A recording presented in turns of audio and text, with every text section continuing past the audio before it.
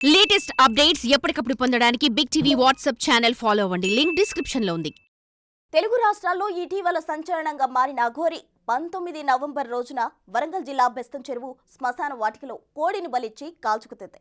ఈ వీడియోను సామాజిక మాధ్యమం బిగ్ టీవీ చూసిన కరీంనగర్ యువకులు కసిరెడ్డి, రోహిన్ రెడ్డి, సౌమిత్ పటేల్లు మామనూరు పోలీస్ స్టేషన్లో ఫిర్యాదు చేశారు. అఘోరీపై చర్యలు తీసుకోవాలని డిమాండ్ చేస్తూ దగ్గరుండి కేసు నమోదు చేయించారు.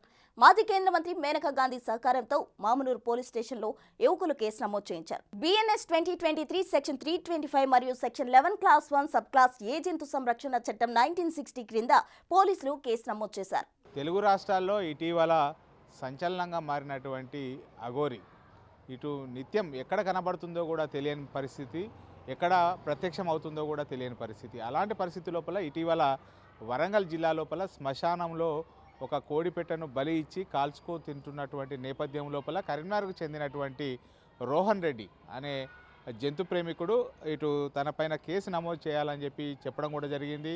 వరంగల్ జిల్లా లోపల ఫిర్యాదు కూడా చేయడం కూడా జరిగింది. కేసు కూడా నమోదు చేశారు. ప్రస్తుతం నాకు అందుబాటు లోపల రోహన్ రెడ్డి గారు ఉన్నారు. చెప్పండి, అంటే ముఖ్యంగా మీరు చాలా రోజుల నుంచి కూడా జంతు సంరక్షణ కోసం పాటుపడుతున్నారు.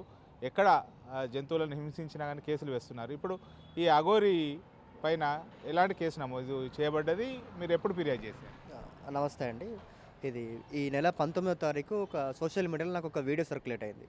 ఆ వీడియోలో ఏముందంటే, బెస్తం చెరువు అని రంగసాయిపేట వరంగల్ దగ్గర ఒక ప్రాంతం ఉంటుంది. ఆ బెస్తం చెరువు గ్రేవ్ యార్డ్లో అఘోరి నాగసాధు, మనం రెగ్యులర్ ఈ మధ్యలో టీవీలో ఎక్కువ చూస్తున్నాం, కొంచెం టవరింగ్ పర్సనాలిటీ అఘోరి నాగసాధు అక్కడ ఏం చేశారంటే ఒక ఒక పూజలు, ఒక హోమగుండం ఏర్పాటు చేశారు. హోమగుండం ఏర్పాటు చేసి పూజ కార్యక్రమం నిర్వహించి ఒక కోడిని బలివ్వడం జరిగింది, పెద్ద స్వాట్ కత్తితోని.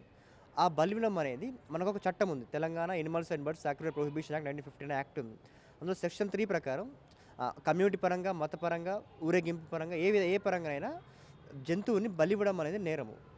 సో ఆ ప్రాతిపదికన మనకు బిఎన్ఎస్, ఇప్పుడు పాత ఐపీసీ బిఎన్ఎస్ 325 ప్రకారం prevention of cruelty to animals act section 11 clause 1 sub clause A ప్రకారం ఇది నేరము, జంతు బలి నేరం. ఆ ఒక్క పాయింట్ మీద, జంతు బలి చేయడం అనే ఆ పాయింట్ మీద మేము, అది మమ్నూరు పోలీస్ స్టేషన్ పరిధిలోకి వెళ్తుంది వరంగల్లో. అక్కడికి వెళ్ళి 4 రోజులు, 19వ తారీఖు అంటే 23 నవంబర్ వరకు ఈ 4 డేస్ గ్రౌండ్ వర్క్ చేసాము.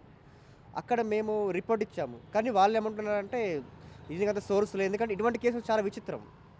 జంతు బలి అనేది మళ్ళీ అక్కడ కోడిని చంపడం అనేది పోలీసులు అంతగానం మేము వెళ్ళినప్పుడు అంత సహకరించలేదు, మా కోఆపరేట్ చేయలేదు.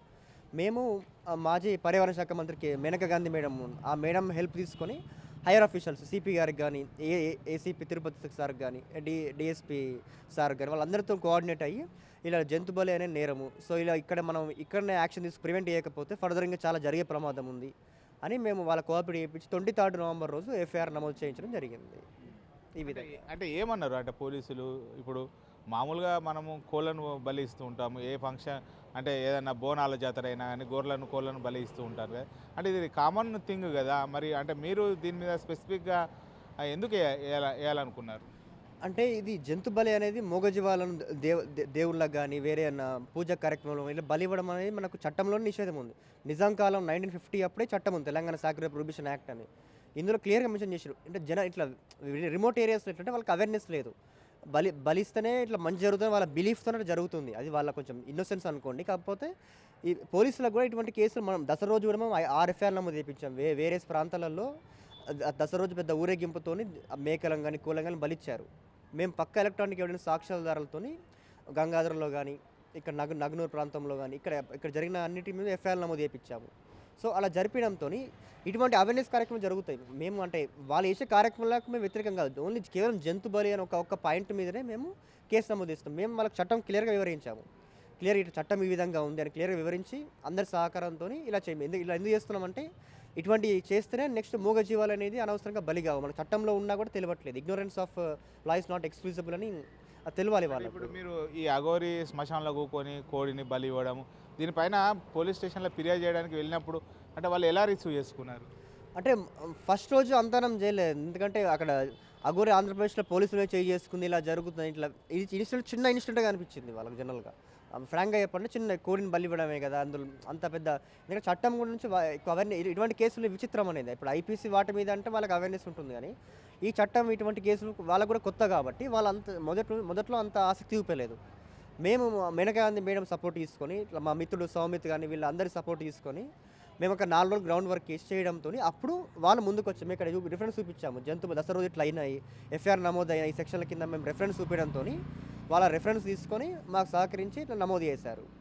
అంటే ఫర్దర్గా ఎట్లా ఉంటుంది? ఇప్పుడు కేసు నమోదు చేశారు కదా, కేసు నమోదు అయిపోయిన తర్వాత ఫర్దర్గా అంటే ఎట్లా ఉంటుంది? మళ్ళీ అంటే తనకు శిక్ష పడేటువంటి అవకాశం ఉంటుందా? దీని ఎట్లా ఉంటుంది పూర్వపరాలు? ఈ సెక్షన్ ప్రకారం చూసుకుంటే బిఎన్ఎస్ 325 అనేది మ్యాక్సిమం 5 years ఇంప్రిజన్మెంట్ ఉంటుంది. అంటే ఒక్క రోజు నుంచి 5 సంవత్సరాల వరకు ఎప్పుడైనా ఇవ్వచ్చు, ఏ మధ్యలోనే ఇవ్వచ్చు పనిష్మెంట్, జడ్జి గారి డిస్క్రిప్షన్ అది. మళ్ళీ PC act section 11 clause 1 sub clause A ప్రకారం మొదటి ఆఫెన్స్కి 10 రూపాయలు జైలు, 10 రూపాయలు ఫైన్ ఉంటుంది. తర్వాత చేస్తే గ్రావిటీ అనేది ఇంక్రీజ్ అవుతుంది, పనిష్మెంట్ కానీ ఫైన్ కానీ ఇంక్రీజ్ అవుతుంది ఫ్రీక్వెంట్గా చేస్తే. మేము ఈసారి మొదటిసారి చేయడం అనేది జరిగింది కాబట్టి దాని కింద 10 రూపాయలు ఉంటుంది, దీనికంటే మ్యాక్సిమం 5 years ఉంటుంది. సో ఇక్కడ ఇది కాగ్నిజబుల్ కాబట్టి ఫస్ట్ 41 years సిఆర్పిసి, ఇప్పుడు 35 years సిఆర్పిసి, దాని కింద నోటీస్ ఇవ్వాలి, స్టేషన్ బెయిల్ ఇవ్వాలి. బెయిల్ ఇచ్చి ఎప్పుడు కోర్టుకు రామంటే అప్పుడు రావాలి. మేము కోర్టుకు రామని చెప్పి నిరాకరిస్తే మెజిస్ట్రేట్ పర్మిషన్ తీసుకుని అరెస్ట్ వారెంట్ ఇష్యూ చేసి అరెస్ట్ చేస్తారు. ఫస్ట్ సిఆర్పిసి నోటీస్ ఇస్తారు, ఇచ్చి ఎప్పుడు కోర్టు అప్పుడు జ్యుడిషియల్ ఎంక్వైరీ స్టార్ట్ అవుతుంది. అంటే ఖచ్చితంగా ఇప్పుడు ఈ అఘోరకు ఖచ్చితంగా శిక్ష పడేటువంటి అవకాశం ఉంటుందా?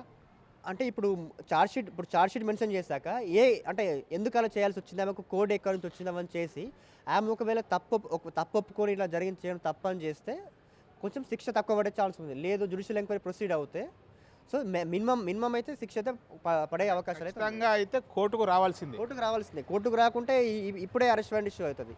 ఖచ్చితంగా జ్యుడిషియల్ ఎంక్వైరీ సహకరించాల్సిందే. మేము కేవలం జంతు బలి ఒక పాయింట్ మీద కేసు నమోదు చేస్తాం. ఆమె కార్యక్రమాలకు కానీ ఆమె నమ్మకాలకు కానీ మేము వ్యతిరేకం కాదు. ఓన్లీ జంతు బలి అది చట్టంలో ఉంది కాబట్టి, అది చట్టంలో నిషేధించారు కాబట్టి ఆ పాయింట్ మీద చేసాము. సో పోలీసులు మీ అందరి సహకారంతో ఫర్దర్గా ఎవరు ఇటువంటి కార్యక్రమాలు చేయొద్దు, జంతు బలి చేయొద్దని మేము కోరుకుంటాం. ఇది ఏ కోర్టు పరిధికి వస్తుంది? అంటే మీరు వేసినటువంటి కంప్లైంట్ ఇచ్చారు కదా, వరంగల్ జిల్లాలో ఇచ్చారా, కరీంనగర్లో ఇచ్చారా? వరంగల్, అక్కడ ముమ్నూరు స్టేషన్ జ్యూరిడిక్షన్ అక్కడ వరంగల్ జిల్లా కోర్టుకు వెళ్తుంది. జేఎంఎఫ్సి పరిధిలో జ్యుడిషియల్ మెజిస్ట్రేట్ ఫస్ట్ క్లాస్ పరిధిలోకి వెళ్తుంది. వాళ్ళు ఇప్పుడు ఛార్జ్షీట్ ఫైల్ అవ్వగానే ట్రయల్ స్టార్ట్ అవుతుంది. ఆ ట్రయల్లో ప్రొసీడింగ్ స్టార్ట్ అవుతుంది. ఇది మొత్తానికైతే అఘోరి ఇటీవల కాలం లోపల చేస్తున్నటువంటి కార్యక్రమాలకు మేము వ్యతిరేకం కాదు, కానీ శ్మశానం లోపల అందరూ చూస్తుండగానే బహిరంగంగా కోడిని బలివ్వడము మాత్రము ఇది జంతు సంరక్షణ చట్టం కిందికి వస్తుంది. కాబట్టి ఖచ్చితంగా అఘోరి పైన కోర్టు ప్రకారంగా కేసు నమోదవుతుంది. ఖచ్చితంగా కోర్టుకు కూడా రావాల్సిందే అని చెప్పి ఫిర్యాదుదారులు చెప్తున్నటువంటి పరిస్థితి కనబడుతుంది. కెమెరా పర్సన్ అంజితో శ్రీనివాస్, బిగ్ టీవీ, కరీంనగర్ నుండి. For more videos like this, subscribe Big TV channel.